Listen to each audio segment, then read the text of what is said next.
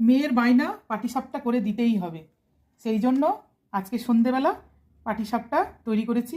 দেখুন বন্ধুরা, আমার ভিডিওটা পুরো দেখবেন কিভাবে পাটিসাপটাটা বানাচ্ছি।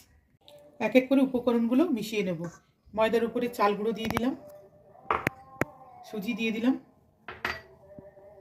1 চিমটে নুন দিয়ে দিলাম আর দুধ দিয়ে দিলাম।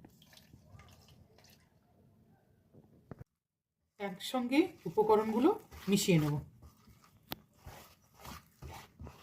সামান্য খেজুরের গুঁড়ো এই গোলাটার মধ্যে দিয়ে দেবো, এই 2 চামচ মতো দেব। 10 মিনিট রেস্টে রাখার পর ব্যাটারটা এরম হবে। এরপর পাটিসাপটাগুলো সব তৈরি করে নেব। ফ্রাইং প্যানটা বসিয়ে নিয়েছি গরম হওয়ার জন্য।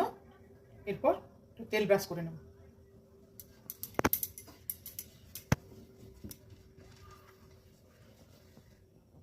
এই 1 হাতা মতো ব্যাটার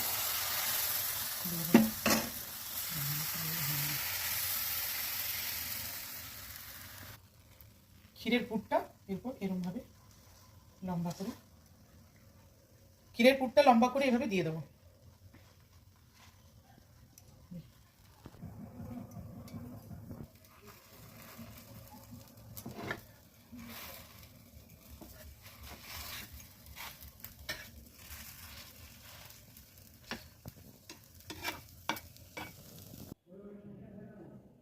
আমাদের পাটিসাপটা রেডি হয়ে গেছে। এবার খাওয়ার জন্য প্রস্তুতি নিচ্ছি আমরা সবাই বাড়ির।